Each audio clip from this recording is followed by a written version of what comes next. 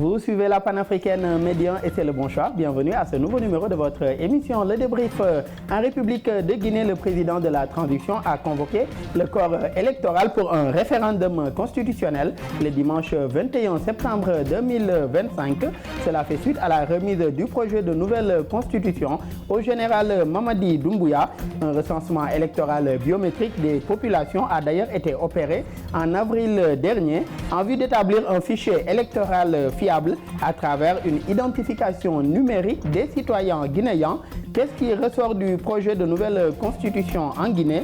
Le référendum du 21 septembre prochain. Première étape vers le retour à l'ordre constitutionnel à Conakry. Le développement en première partie d'émission. Et puis en seconde partie du débrief, nous parlerons de l'accord de paix entre le Rwanda et la République démocratique du Congo sous l'égide des États-Unis. Le 27 juin dernier, le Rwanda et la RDC ont signé, je le disais, sous l'égide des États-Unis, un accord de paix entre ces deux pays voisins. Cela fait suite à 3 décennies de guerre et de tensions entre le Rwanda et la RDC. Ce nouvel accord, paraphé par les ministres des Affaires étrangères de ces deux pays, vise à favoriser une paix durable, à développer les échanges économiques et à renforcer la sécurité. Le document fixe un cadre politique, sécuritaire et humanitaire et économique contraignant aux deux pays. Qu'est-ce qui ressort de cet accord de paix signé à Washington entre le Rwanda et la RDC? Tentons vers le retour à l'apaisement dans cette région du pays, longtemps affectée par des tensions et autres guerres civiles. Le développement en seconde partie du débrief. Sur ce plateau, pour en parler avec nos invités, M. Joël Nathan Ombago, vous êtes analyste politique. Toujours un plaisir de partager ce plateau avec vous. Merci, plaisir partagé, Daouda. Et en face de vous, nous avons M. Ralph Greg Zambé. Un plaisir également, Ralph, de partager ce plateau avec vous. Je rappelle que vous êtes juriste publiciste, également analyste politique. Merci également d'avoir bien voulu répondre présent à notre invitation. C'est moi qui vous remercie, M. Daouda. Et je reste d'ailleurs avec vous, Greg. En Guinée, je le disais, le nouveau projet de constitution a été remis au général Mamadi Doumbouya, ce qui constitue en tout cas une étape importante dans cette transition vers un pouvoir civil. Quelle lecture est-ce que vous faites aujourd'hui de la nouvelle constitution guinéenne qui doit passer à un référendum le 21 septembre prochain? Alors, sur la base de la nouvelle constitution guinéenne, je dirais qu'on retrouve beaucoup d'innovations, des innovations majeures, par exemple au niveau de la durée du mandat, qui a été calé à 7 ans renouvelable une fois, ce qui montre réellement la volonté politique des dirigeants de vouloir maintenir cette démocratie même au niveau de la République de Guinée. Autre chose, on pourrait parler encore d'autres innovations majeures au niveau de cette constitution, c'est le type de régime. Parce que nous voyons que de plus en plus dans nos États africains, les États où on a eu des changements de régime, une effervescence, une volonté manifeste de nos dirigeants. Et donc on ne peut que féliciter dans un premier temps les autorités de la transition en République de Guinée pour cette nouvelle constitution. Et j'aimerais qu'on reste sur certaines innovations que vous avez abordées. Vous avez parlé tout à l'heure du mandat qui passe de 5 à 7 ans, mais renouvelable une seule fois. Également, la constitution consacre ce principe de la double nationalité. Aujourd'hui, si on prétend à diriger la Guinée, le problème de la double nationalité ne se pose pas. La représentativité également de la diaspora au Sénat, l'obligation de la scolarisation aujourd'hui des enfants, la scolarisation devient désormais obligatoire, et l'interdiction aussi de marier les filles de moins de 16 ans, ce qui était une revendication depuis plusieurs années de la société civile guinéenne. Que vous inspirent ces innovations aujourd'hui contenues dans cette nouvelle charte fondamentale? Mais écoutez, ce sont, comme je pouvais le dire tantôt, ce sont des innovations qui montrent réellement la volonté de nos dirigeants, qui montrent l'engagement de donner un avenir meilleur aux citoyens. Prenons par exemple, arrêtons-nous sur l'éducation. On va voir que dans le projet de constitution, que l'éducation est obligatoire jusqu'à 17 ans. Et c'est quelque chose où on montre qu'on veut une nouvelle classe dans notre pays, une nouvelle classe en République de Guinée, et ce sont des innovations qu'il faudrait saluer. Bien qu'il existe beaucoup d'anomalies, on aura l'occasion de revenir peut-être après, mais ce sont des éléments majeurs qu'il faudrait saluer. Et nous reviendrons tout à l'heure sur ces autres aspects dont vous parliez. Et Nathan, les responsables de la transition ont aussi lancé une large campagne de vulgarisation de cette nouvelle constitution en vue d'informer les citoyens de son contenu et de recueillir également leur avis avant le référendum du 21 septembre prochain. Que vous inspire cette démarche des autorités de la transition? Alors déjà, comme ça a été le cas dans d'autres pays, on précisait le fait qu'il faudrait évidemment toujours informer et sensibiliser la population, parce qu'au final, c'est la population qui va voter lors du référendum, et donc pour voter, il faudrait bien que la population comprenne ce à quoi elle va se prêter. Surtout, cette campagne aussi de vulgarisation va permettre de jauger l'intérêt du peuple par rapport à la question politique et la gestion de l'État. Aujourd'hui, nous sommes en train d'aller vers une mesure que j'aime bien, c'est-à-dire que les dirigeants impliquent la population dans les questions qui intéressent l'État et qui sont communes, et que ce soit pour les dirigeants, que ce soit pour la population. Et on reste sur ce point. Le décret a déjà été promulgué, c'est-à-dire le décret qui a fixé la date du référendum au 21 septembre. Tentons ainsi vers un retour à l'ordre constitutionnel dans les mois à venir, tel que promis par ces autorités-là. Alors oui, depuis 2020, je crois que c'est quelque chose qui est attendu, qui est très attendu. Et là, ça montre que finalement les autorités guinéennes étaient en train de travailler pour préparer ce retour à l'ordre constitutionnel, et aussi mettre les populations dans toutes les dispositions pour recevoir non seulement ce retour à l'ordre constitutionnel aussi, mais avancer et pouvoir permettre au pays de connaître des lendemains meilleurs. Et quelle lecture faites-vous, Greg, de cette disposition-là, le fait de partager déjà le texte avec les populations pour qu'elles s'en imprègnent et également qu'elles donnent leur avis avant aujourd'hui le référendum qui doit permettre d'adopter par oui ou par non ce texte constitutionnel-là? D'accord. Le texte constitutionnel, le projet de constitution, c'est un projet qui va s'appuyer et qui va toucher directement les populations, les concernées. Et donc, on ne peut pas faire un projet de cette envergure sans pour autant consulter les populations.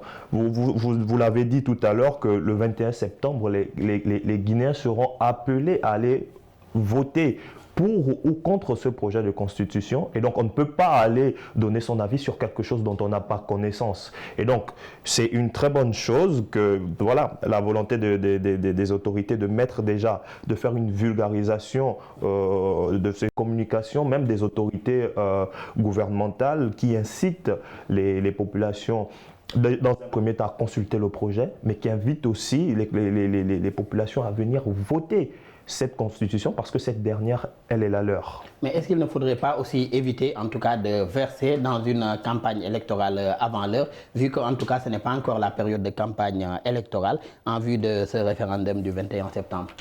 D'ailleurs, il y a même la DGI, la Direction Générale, la DGE autant pour moi, la Direction Générale des élections en Guinée, qui a aussi alerté sur ce point. Est-ce qu'il ne faudrait pas éviter de verser aussi dans une campagne électorale avant l'heure? Mais vous savez, aujourd'hui, nous sommes en train de parler d'un retour à l'ordre constitutionnel.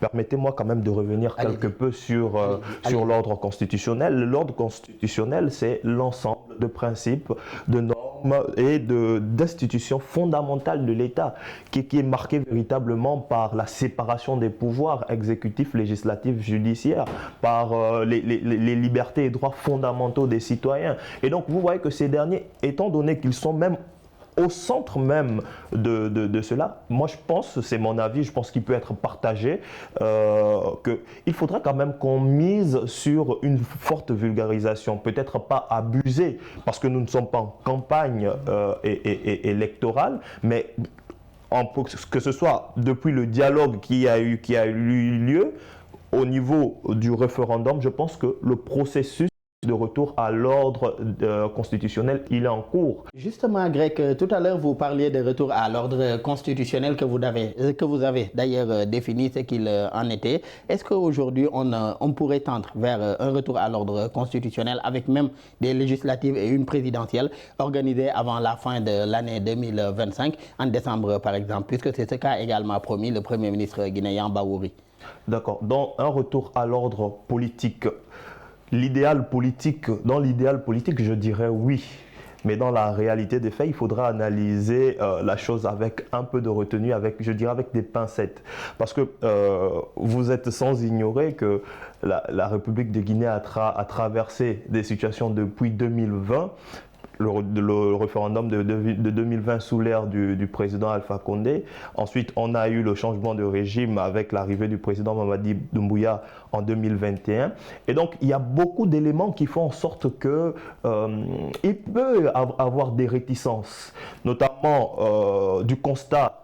D'aucuns disent que la population n'a pas véritablement été consultée dans la rédaction de ce projet de constitution. D'autres même vont à dire que ce projet a été rédigé de façon unilatérale sans prendre les avis même des partis de l'opposition. Il y a eu quand même des concertations auxquelles en tout cas ont été conviés l'opposition, la société civile et d'autres acteurs en tout cas qui représentent ces populations-là. Pour la plupart, en tout cas certains partis de l'opposition avaient préféré la politique de la chaise vide, c'est-à-dire ne sont pas venus répondre à cet appel-là. Effectivement, ils ont préféré la politique de la chaise vide. C'est regrettable parce que quelque peu aussi qui ne dit mot consent, pas dans tous les cas, mais dans ce cas-là, on a l'impression, et donc ça donne cette petite légitimité-là au projet de constitution. Toutefois, il faudra comprendre que les cas sont là, la réalité elle est autre. Il y a beaucoup de forces de l'opposition qui n'ont pas été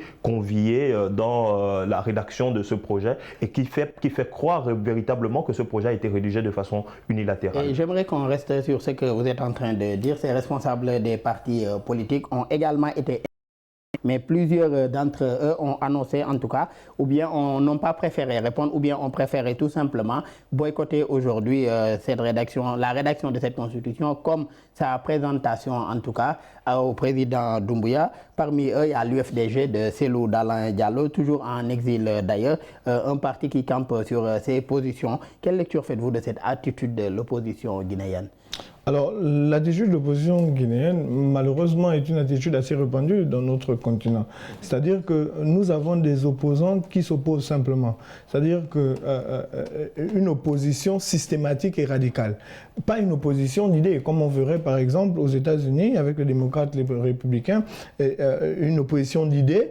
Et on propose aussi, pour un avancement de l'État, nos idées, on participe même à la création, surtout quand on est invité, dans ce cas d'espèce où vous avez été invité par le pouvoir, vous avez été invité par les autorités de la transition à venir partager vos idées, même votre opposition. Et il est possible de dire que cet article ne nous sied pas ou elle n'est pas... Et on défend des idées. Le problème, c'est que nous sommes directement une opposition systématique. Ça devient même presque personnel. C'est-à-dire, je ne suis pas d'accord avec la politique du chef de l'État ou du gouvernement. Je m'oppose systématiquement. Quoi qu'il propose, que ce soit positif ou négatif, je suis un opposant. Et ça, c'est quand même dommage parce que ça ne fait pas avancer le continent et ça ne fait pas avancer la Guinée à ce moment précis, parce que bon, finalement, heureusement, fort heureusement, les autorités ont pu quand même dérouler la Constitution. Maintenant, est-ce que ces opposants-là ont quand même regardé pour lire, pour voir qu'est-ce qui arrange, qu'est-ce qui n'arrange pas, peut-être penser, pourquoi pas à des appels, mais il faudrait savoir si on a vraiment une conscience patriotique ou juste une conscience politique. Mais justement, comment arriver à rapprocher ces différentes parties? Vous l'avez rappelé que la situation en Guinée entre l'opposition et le pouvoir est une situation assez répandue sur le continent africain, entre pouvoir et opposition. Mais comment arriver aujourd'hui à davantage rapprocher ces différents acteurs, que ce soit le pouvoir, l'opposition et même la société civile, pour un climat en tout cas social et politique apaisé? Moi, je crois que c'est d'abord au niveau des intérêts.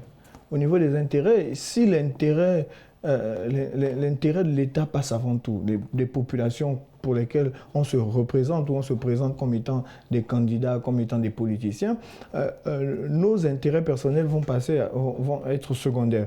Ça veut dire que ce soit la société civile qui représente les populations, que ce soit les opposants, que ce soit les gouvernants, il faudrait parfois, à des moments très importants, mettre de l'eau dans du vin et penser à ce que lorsqu'on se réunit, ce n'est pas d'abord pour nous, mais il y a une population dont les conséquences de nos décisions vont impacter sur les populations. Mais est-ce qu'aujourd'hui la case justice ou bien en tout cas les affaires judiciaires de certains opposants ne font pas aujourd'hui qu'il y a toujours en tout cas cette situation tendue entre pouvoir et opposition dans nos États? Oui, effectivement, on a aussi l'impression, il faut l'avouer, que parfois les autorités en place ou les gouvernants en place profitent de ces gaps juridiques et de ces problèmes judiciaires qui sont parfois même pénales, pour mettre la pression sur les opposants, ce qui éloigne aussi les opposants, qui ne favorise pas un climat de discussion, de cohésion. Mais je crois que aussi du côté de ceux qui dirigent, il faut se dire, on a vu le cas au Sénégal, permettez-moi de prendre cet exemple, le cas d'école, c'est-à-dire qu'on est sorti d'une situation où il y avait des crises judiciaires, etc., mais néanmoins, finalement, le candidat a pu se présenter parce que les gouvernants ont réfléchi et se sont dit il faudrait penser d'abord au bien-être de la population, penser d'abord au bien-être constitutionnel, penser d'abord au bien-être des citoyens. Et je pense que c'est peut-être copier ce cas d'école-là que l'on devrait faire. Et vous concernant, à votre avis, comment rapprocher Greg ces différents acteurs, comme je l'ai demandé à Nathan, à savoir pouvoir, opposition, société civile, dont les relations sont souvent assez tendues? Vous savez, moi je ne suis pas d'avis totalement avec Nathan. Allez-y. Parce que, vous savez, lorsqu'on a été opprimé, oppressé et qu'on a subi des dommages graves, comme ce fut le cas de certaines grandes figures de l'opposition guinéenne, c'est souvent difficile de dire qu'on va revenir pour écouter. Je vais prendre par exemple le cas de ce grand opposant comme les mots m'échappent, le parti, il est actuellement en Guinée, en Côte d'Ivoire. UFDG. Merci. Et vous voyez que c'est tellement difficile pour lui, même au niveau de son parti, où on demande à ce dernier de tenir un congrès de son parti avec une personne qui est démissionnaire du parti, alors que cette dernière est déjà dans le gouvernement même de République. Et ce sont des éléments qui font en sorte qu'on prenne du recul sur soi et dire que nous n'allons pas partir là-bas, nous n'allons pas écouter parce que rien ne sortira. C'est peut-être pas la meilleure idée, la bonne idée, mais c'est tout à fait légitime de dire qu'on ne va pas partir parce que il se peut que voilà, on ne revienne plus.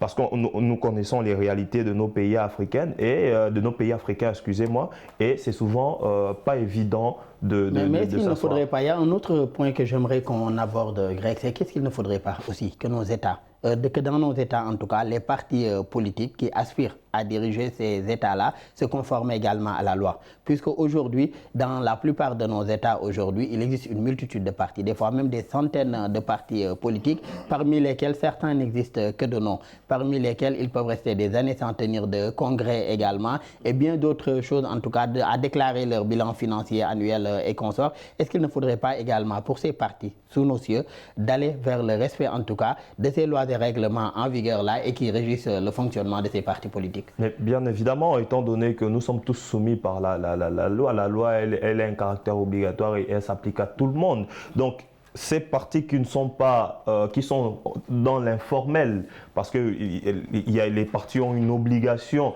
de tenir une comptabilité bien claire, précise et de tenir des congrès pour la vie de leur parti. Et dans la mesure où ces partis ne voient pas, parce que rappelez-vous que la plupart de ces partis, ils sont créés, c'est dans un but, dans un intérêt économique, parce qu'on sait qu'à l'arrivée des élections, les partis ils sont subventionnés par l'État quelque peu, il y a des sous que l'État dépense sur ces partis-là, et donc c'est un manque à gagner pour l'État. Donc, soit ces partis sont formalisés, soit ils sont supprimés. Je vais prendre un exemple rapidement, par exemple, sur le cas du Gabon sous l'ère de la Ve République. Il y a des exigences qui ont été mises en place dans le cadre des partis politiques. C'est 9000 adhérents au moins et tenir une comptabilité au moins 2 congrès dans l'année. Donc vous voyez que sur ces bases, on essaye de voir comment formaliser ces partis-là. Pour ceux qui ne se conforment pas, simplement ils sautent. Et Nathan, n'est-ce pas une nécessité, comme il l'a dit aujourd'hui, pour ces partis politiques de se conformer à la loi pour même plus de légitimité pour eux, pour aller prétendre en tout cas au vote des populations et des citoyens de leurs pays respectifs? Ah oui, mais aujourd'hui c'est plus qu'important parce que la vie d'un parti politique aussi va déterminer même la gestion de ce parti politique au cas où il arrivait au pouvoir, par exemple. Un parti politique qui n'arrive pas à se prendre en charge, un parti politique qui n'arrive pas à établir des règles intérieures, un règlement intérieur, un parti politique qui n'arrive pas à réunir des adhérents, parce que les sympathisants ne sont pas des adhérents.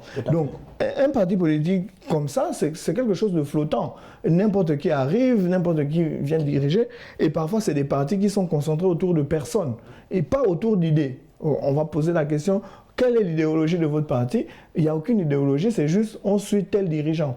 Ça fait qu'on a un problème, c'est que ce qu'on voit dès que le président de ce parti-là part, le parti a disparu.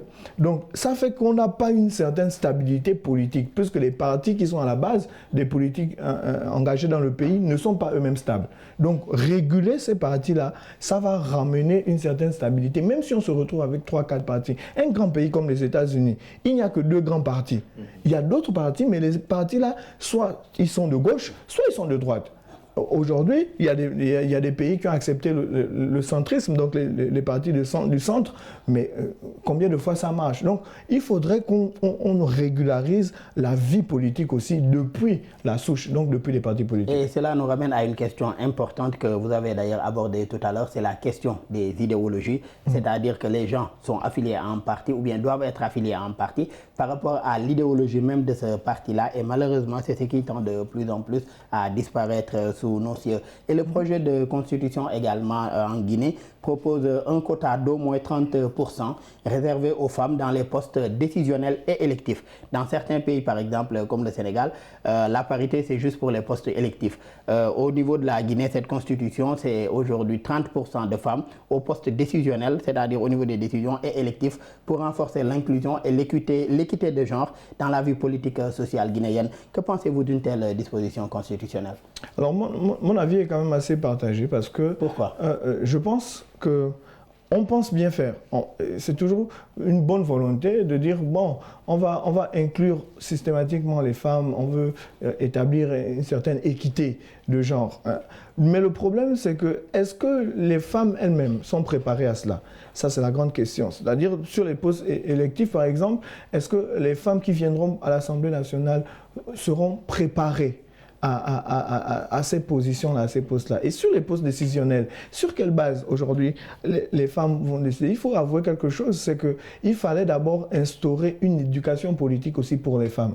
C'est quand même important. Mais cette éducation politique-là, Nathan, on peut dire qu'elle existe déjà dans la mesure où depuis plusieurs années, depuis même l'indépendance en Guinée, il existe des femmes officiers aujourd'hui dans l'armée, des femmes au cadre également en Guinée et même des femmes en tout cas actrices sur le plan politique et même dans la société civile guinéenne. Donc il y a quand même ce quota ou bien ce lot de femmes-là en tout cas qui s'y connaissent ou qui travaillent depuis des années sur différentes thématiques. Oui, mais généralement, et c'est même un peu répandu dans le continent, ces femmes-là sont une disparité. C'est pas de manière majoritaire et c'est surtout l'intérêt.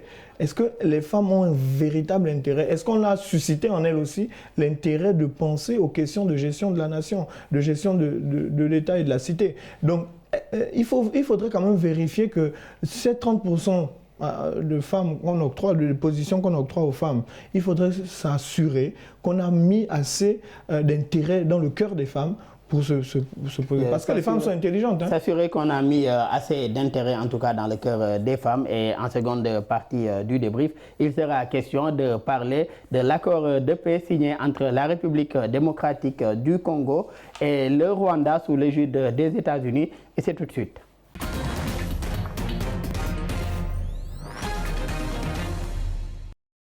De retour pour la seconde partie de votre émission Le Débrief, une seconde partie que nous démarrons d'ailleurs avec Nathan. Nathan, quelle lecture est-ce que vous faites de cet accord qui a été signé à Washington entre le Rwanda et la RDC? Alors, le sentiment, c'est un sentiment de ouf, enfin, mais on peut dire enfin, mais ça a trop tardé. Ça, c'est la première chose. La deuxième chose, c'est pourquoi aussi loin signer cet accord? Pourquoi hors des frontières de chez nous. Ça, c'est quand même une question majeure. Pourquoi aussi loin à Washington? Et la troisième chose, c'est-à-dire que l'espoir, c'est que l'accord soit respecté finalement. Donc ça, c'est les trois premiers points que je peux dire comme réaction. Et si l'on reste avec les 3 premiers points aujourd'hui, le point pourquoi aussi loin, est-ce que ce n'est pas parce que c'est en tout cas la partie qui a réussi à rapprocher ces 2 pays-là? On a vu une médiation africaine qui a été tentée, il y a le Qatar également qui a débuté une médiation avant qu'arrive en tout cas la médiation américaine pour parachever cela. Est-ce que ce n'est pas également cette dernière-là, la médiation américaine, qui a réussi à rapprocher ces différentes parties prenantes-là?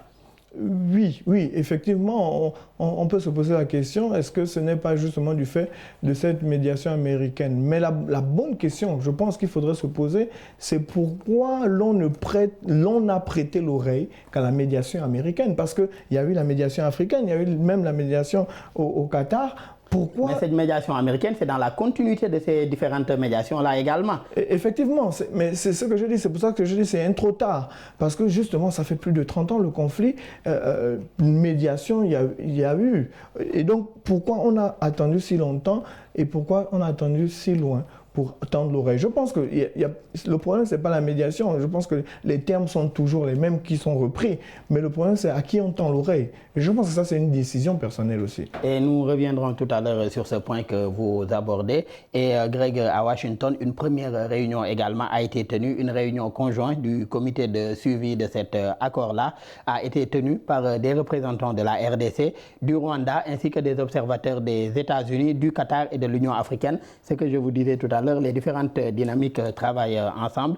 Et il s'agit d'une étape importante pour la mise en œuvre de cet accord de paix dans la région. Selon vous, comment aujourd'hui amener les différentes parties prenantes à veiller au respect de cet accord-là? Puisque Nathan le rappelait tout à l'heure, signer l'accord c'est bien, mais aller vers le suivi également du contenu de cet accord, c'est encore mieux. D'accord, merci beaucoup pour la question. Vous m'emmenez directement dans le droit international. Tout à fait. Vous savez, en droit international, c'est entre ce qui est dit dans les textes et l'application, vraiment le fossé il est grand. Et le gros souci qu'on pourrait se poser, c'est quelle est l'effectivité même de la mise en œuvre de cet accord. C'est la question fondamentale qu'il faudrait se poser. Quelle est l'effectivité? Cet accord, il repose sur quoi? Quels sont les moyens pour contraindre les États à respecter lors d'une interview, après la rencontre avec les représentants de la RDC et du Rwanda, que celui qui osera violer cet accord sera sanctionné par les États-Unis. Par quels moyens? Je ne saurais le dire. Des sanctions économiques peuvent intervenir, sachant que également la signature des différents pays engage leurs responsabilités, puisque chacun des deux également, des deux parties, s'est engagé à respecter la souveraineté de l'autre. Mais ça reste quand même fragile. Parce que, vous savez, pour trouver des solutions, il faut connaître le véritable problème. C'est quoi le problème entre le Rwanda et la RDC? C'est un problème purement économique. Ce sont des richesses, c'est le sous-sol, etc. Qui sont les personnes à qui le Rwanda vend les minerais? Le Rwanda n'a pas de cobalt, n'a pas de coltan. Mais comment ça se fait que le Rwanda soit l'un des premiers producteurs de coltan? Mais cet aspect a bien été pris en compte également dans les négociations. Les causes du conflit ont bien été prises en compte dans les négociations également de paix. Effectivement, mais ça ne devrait pas s'arrêter là. Parce que aujourd'hui, est-ce que vous avez la possibilité de dire aujourd'hui qui est l'agresseur et qui est l'agressé? Quelles sont les sanctions? Est-ce qu'il y a des moyens pour indemniser, dédommager les millions et les millions de personnes, les familles endeuillées qui se sont voilà, tout au long de ce conflit-là? Non, il faudra que des responsabilités soient dégagées. Et d'ailleurs, c'est pour cela qu'un comité, en tout cas conjoint, a été mis en place pour le suivi, en tout cas, de cet accord-là et son contenu, d'où l'importance de ce comité, en tout cas, de suivi, dans lequel les États-Unis, des observateurs américains sont présents, la RDC, le Rwanda, ainsi que même l'Union africaine et le Qatar qui a entamé les négociations. Nous développerons davantage sur la question tout à l'heure. Et Nathan, quelle lecture faites-vous également de la médiation américaine, de ce rôle que les États-Unis ont joué aujourd'hui pour parachever ces négociations-là et arriver à cet accord de paix entre ces deux pays après plus de 30 ans de conflit? Alors moi, j'appelle ça un coup de baguette magique parce que, évidemment, c'est comme on dit, trop beau pour être vrai. Parce qu'on a attendu assez longtemps. Il faut noter quand même que la guerre au Nord Kivu est une guerre quand même qui a fait saigner le continent, pas seulement que le Congo et le Rwanda, l'Ouganda est touché. C'est vraiment la plupart des pays frontaliers sont touchés. Et c'est des milliers de familles déportées, c'est des millions de morts. Donc c'est quand même quelque chose, c'est pas juste comme ça. Et donc cette médiation-là quand même est bienvenue, il faut l'avouer, est bienvenue et aussi donne espoir. Espoir que justement le contenu de l'accord soit respecté. J'ai vu qu'il y a un cessez-le-feu immédiat et j'ai vu que le Rwanda devrait retirer ses troupes dans les 3 mois. Et donc il y a des avancées, mais on espère que vraiment les Américains et le comité mis en place va quand même poursuivre le travail. Et vous avez parlé tout à l'heure des milliers de déplacés et autres familles impactées. C'est également une question qui a été bien prise en compte puisque les aspects sécuritaires, économiques comme humanitaires sont bien pris en compte également dans cet accord de paix qui lie les 2 pays. Oui. Et je pense que c'est quand même nécessaire. Mais Greg l'a souligné, il faut quand même établir les responsabilités.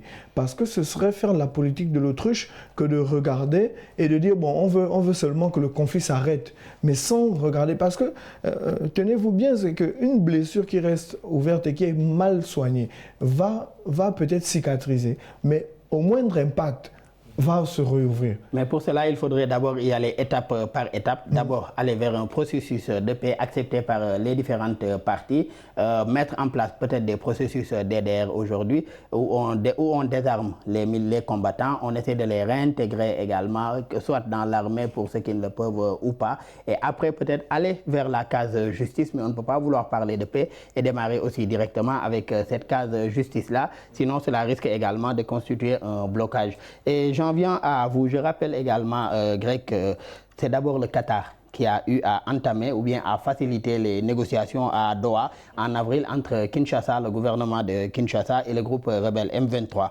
avec son allié politique, l'Alliance Fleuve Congo, AFC. Puis c'est le 27 juin que les pourparlers à Washington ont permis d'arriver à cet accord-là. Quel regard ou bien que vous inspire ce rôle également joué par le Qatar pour arriver à ce rapprochement entre les groupes armés et le gouvernement congolais?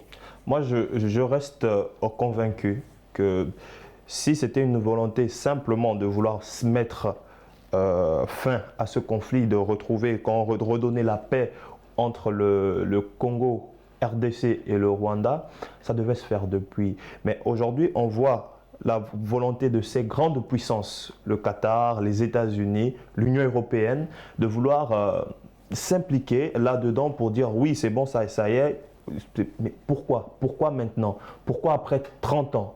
Ce sont des questions qu'il faudrait réellement se poser. Mais est-ce qu'ils n'ont pas d'abord laissé aujourd'hui la place aux Africains de régler le conflit? Je rappelle qu'aujourd'hui, il y a eu la médiation angolaise. Il y a eu plusieurs médiations également de l'Union africaine qui, malheureusement, à chaque fois qu'il y avait rendez-vous pour faire rencontrer les 2 présidents, au dernier moment, il y avait un échec. On a d'abord laissé les Africains trouver des solutions pour eux par rapport à cette crise.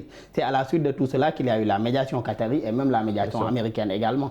Oui, effectivement, mais moi je me dis que si on rentre dans cette phase de médiation où ce ne sont pas les Africains qui ont pu régler, pourquoi les Africains n'ont pas pu régler? Il faut se poser cette question-là. Et moi je me dis aujourd'hui que si les Américains ont pu peser de leur poids pour mettre un cessez-le-feu entre guillemets, pour redonner la paix dans cette zone au nord Kivu, la frontière avec le Rwanda, c'est parce que c'est mon avis. On pouvait le dire, je cite, quand il a dit qu'à partir de maintenant, une partie des richesses minières du Congo nous reviennent. J'ai comme l'impression qu'il y a Nathan qui voulait réagir depuis tout à l'heure. Non, c'est juste quand même constater que aujourd'hui, effectivement, le climat de paix quand même serait profitable pour le Congo, justement pour la gestion de ces ressources-là, parce que jusque-là, pendant la guerre, on ne sait pas, justement pendant la guerre, vous ne pouvez pas contrôler qui rentre, qui sort, qui prend quoi. Pendant les périodes de crise, c'est difficile pour un État de contrôler ses frontières, c'est difficile pour un État de contrôler même les minerais. Qui fait quoi? Qui creuse? Qui prend? Vous ne savez pas. Et généralement, ce sont les groupes armés qui sont là, les milices, qui contrôlent les entrées et les sorties et qui font d'ailleurs payer. Et d'ailleurs, en mettant un terme à ces groupes armés et autres milices qui contrôlent ces minerais-là, cela permettrait également à l'État de retrouver un certain contrôle sur ces ressources. Sur ces ressources-là. Donc, de ce point de vue, la paix vraiment apporte un avantage considérable au Congo. Maintenant, il faudrait que le contrôle revienne complètement à l'État et à l'armée régulière. Et puis, on a vu que le M23 devait être exclu, d'abord exclu de l'accord, mais aussi va être retiré ou va être chassé, on va dire, de la zone. Et donc, on espère que l'ordre va revenir et que la paix va revenir. Et sur ce point-là, quand même, le M23, comme vous l'avez dit, n'a pas été convié à cet accord de Washington. Mais je le rappelais au début, cet accord de Washington, c'est le parachèvement des différentes négociations qui ont eu lieu, à savoir la négociation de Luanda, la négociation de Doha, avant d'en arriver à la négociation de Washington. Donc le M23 a été impliqué, mais dans les négociations du Qatar, et les différents travaux, en tout cas, se rejoignent également. Donc sur ce plan-là, est-ce que cette médiation entamée par le Qatar pourrait permettre aujourd'hui de convaincre le M23 de déposer les armes également à la suite de cet autre accord avec Washington?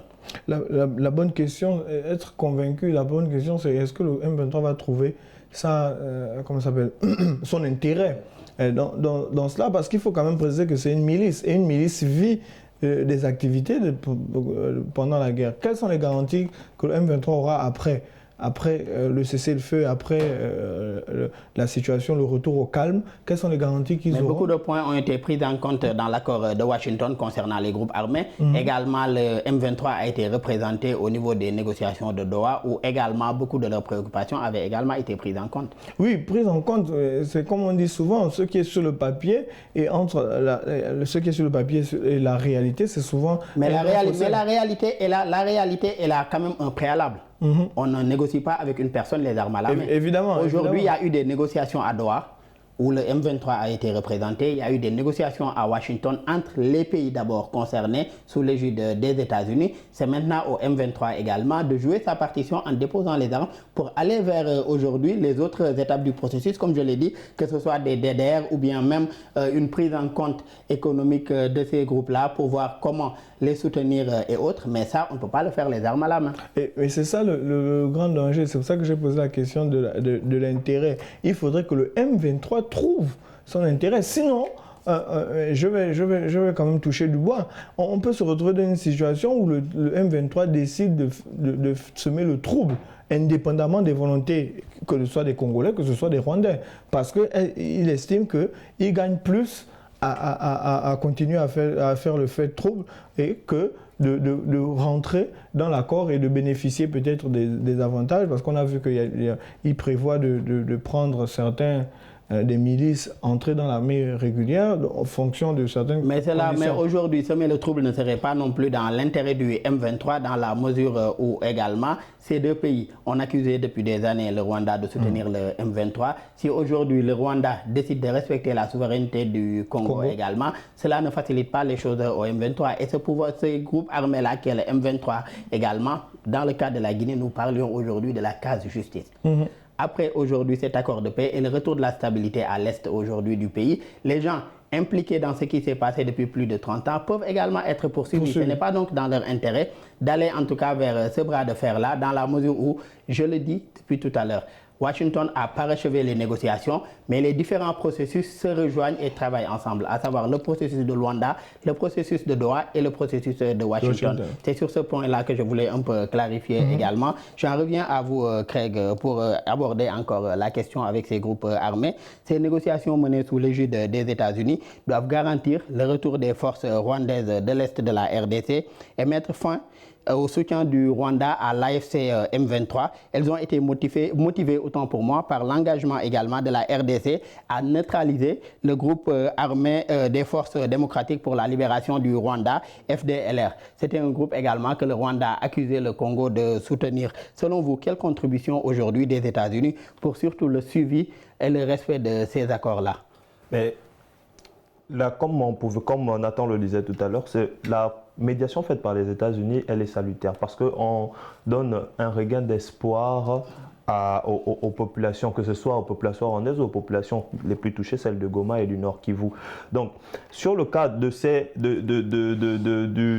mouvement dont le Rwanda accusait le Congo de soutenir, je pense que en retirant ces troupes-là, le plus important ici, c'est la paix. Parce que le sang a tellement coulé depuis 30 ans. 30 ans, c'est pas 30 jours, c'est long. Ce sont des millions de personnes qui sont mortes. Ce sont des millions de familles qui ont été déplacées. Et je pense que le Congo, les autorités congolaises doivent prendre rapidement en considération ces demandes-là. Et si c'est le cas réellement, parce qu'on est sur des spéculations, le fait que le Rwanda accuse le Congo de soutenir cette milice-là, mais prendre réellement en considération ces éléments, parce que nous sommes là, c'est dans le but de retrouver la paix dans cette zone, la paix et d'abord la paix. Et retrouver la paix sur ce point, tentons selon vous vers le retour de l'apaisement et de la paix à l'est de la RDC après plus de 3 décennies de conflit. Bon, au regard de ce qui précède, je pense que la solution depuis 30 ans, ce sont les États-Unis qui ont réussi à rassembler les deux autour d'une table et à faire signer des accords. Donc je pense qu'ils sont dans un processus, nous sommes dans un processus de retour à la paix et simplement il faudrait que les partis prennent conscience de leur engagement. Je pense qu'ils ont signé des accords. Les accords sont un peu comme des contrats. Et si on essaie de donner une définition simple du contrat, c'est un accord de volonté générateur d'obligations. Donc chacun a des obligations qu'il se doit de respecter. Seule chose qu'il faut mettre en place, ce sont des garde-à-fous dans le but de veiller à la mise en œuvre, à l'effectivité même de ces accords-là. Et que chacune des parties respecte ses engagements ou ses obligations, comme vous l'avez dit. Et Nathan, que pensez-vous de la méthode de Trump, de la méthode du président américain, qui a en tout cas permis d'arriver à ces accords-là ou de parachever en tout cas ce processus qui avait été enclenché depuis plusieurs années? Alors je crois que le président Trump a cette particularité d'être très frontal et d'être beaucoup dans l'engagement. C'est-à-dire que oui, il y avait déjà Doha, il y avait déjà Luanda. Et je pense que lui, il est venu enfoncer le clou, comme on dit. C'est-à-dire que, bon, on a déjà assez parlé. Maintenant, il a mis chacun face à ses responsabilités et face aussi aux avantages, finalement, d'un cessez-le-feu et d'une paix durable dans cet environnement-là. Parce qu'au final, la paix va vraiment profiter.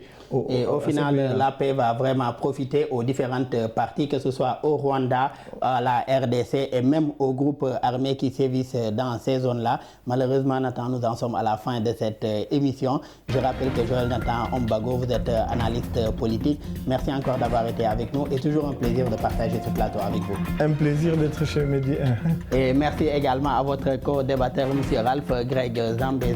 Vous en êtes en tout cas à votre première participation au débrief. Et ça a été un immense plaisir aussi de partager ce plateau avec vous. Merci également pour la disponibilité et la générosité intellectuelle dont vous avez fait montre. C'est moi qui vous remercie pour l'invitation aussi. Merci également à nos collègues de l'équipe technique pour les facilitations et pour la réalisation de cette émission. Merci à vous tous qui nous suivez et très bonne suite de programme sur nos antennes.